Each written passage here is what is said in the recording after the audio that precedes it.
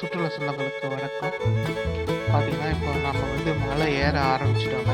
ஆக்சுவலா நம்ம வந்து ஒரு 5 மணி போல வந்து நம்ம கொடை ரோடு டெஸ்டினேஷனுக்கு போய் இறங்கணும். அங்க போய் இறங்கிட்டு, அதுக்கப்புறம் வந்து ஜமுனா டீ சாப்பிட்டுட்டு, நம்ம அப்படியே கிளம்பிட்டோங்க. வத்தலகுண்டு வழியா மலை மேல ஏற ஆரம்பிச்சுட்டோங்க. ஸோ நான் புக் பண்ணும்போதே நான் கேட்டேன் நானு, "இல்ல நான் 7 மணிக்கு மலை ஏற ஆரம்பிக்கிறேன்" அப்படின்னு.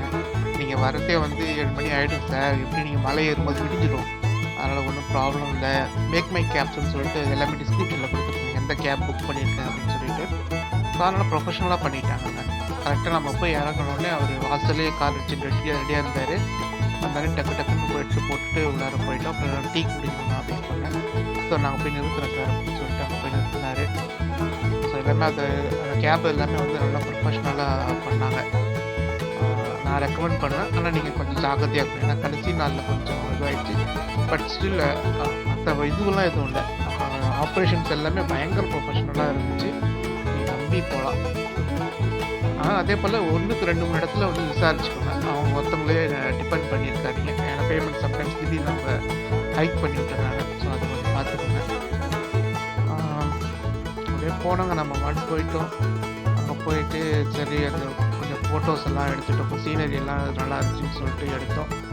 நம்ம கரெக்ட்டா கொண்டு வந்து கரெக்ட்டா ரெசார்ட்ல கொண்டு வந்து ட்ராப் பண்ணிட்டாரு டிரைவர். தப்பு இல்ல.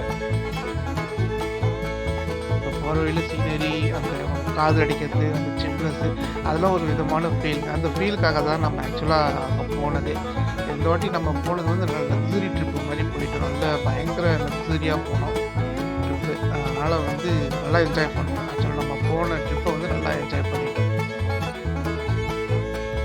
இப்போ கொடைக்கானல் நீங்க போனீங்க அப்படின்னா, நீங்க கண்டிப்பா ஒரு வெஹிக்கிள் இருக்கணுங்க. அந்த வெஹிக்கிள் வந்து காரா இருக்கிறது வந்து பெஸ்ட்டு.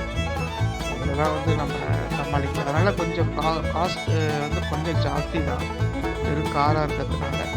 அதாவது நீங்க சரவுண்டிங்ஸ்லாம் பார்க்குற மாரி இருந்துச்சுன்னா, இப்போ ரொம்ப பட்ஜெட்டடா போணும்னா நான் கண்டிப்பா போவேன். நான் பட்ஜெட்டட் கொடைக்கானல் ஒரு தடவ போவேன். அப்ப நான் போயிட்டு வந்து சொல்றேன். நம்ம வேணா வெறும் அது வந்து அந்த மெயின் லேக்கு அதெல்லாம் மட்டும் கான்சன்ட்ரேட் பண்ற மாரி போனோம்னா, ரொம்ப பட்ஜெட்டடா போகும். ஆனா சுத்திலாம் பார்க்கணும், வெளிய சுத்தி இருக்கிற இடம்லாம் பார்க்கணும் அப்படின்னா, பெட்டர் வந்து நம்ம கேப் புக் பண்ணிக்கிறது. நம்மளாலலாம் ஓட்ட முடியாதுங்க. நம்ம ஒரு மீடியமான டிரைவரா இருக்கணும் அப்படின்னா, நம்மளாலலாம் ஓட்ட வேண்டியது தான். ஸோ இப்போ பார்த்தீங்கன்னா, நம்ம கொடைக்கானலுக்குள்ளார என்டர் பண்றோம். என்டர் பண்ற இடத்துல ஒரு டோல்கேட் மாரி வச்சிருக்காங்க. ஸோ அந்த டோல்கேட்டாண்ட வந்து அவங்க வந்து அந்த பாஸ் எல்லாம் செக் பண்ண ஆரம்பிச்சுட்டாங்க. இதுதாங்க அந்த டோல்கேட்டு.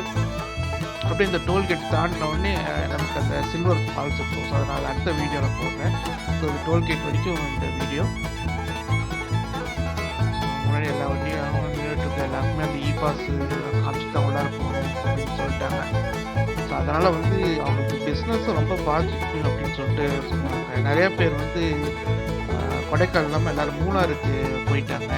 ஏன்னா பாஸ் நிறைய கொஸ்டின்ஸ் இருக்கு. அந்த கொஸ்டின்லாம் யார் உட்காந்து ஃபில் பண்ணுறது அப்படின்னு சொல்லிட்டு அதெல்லாம் நம்ம ஆளுங்க மொடை தான். நானே ஆக்சுவலாக அப்படிதான் யோசித்தேன்.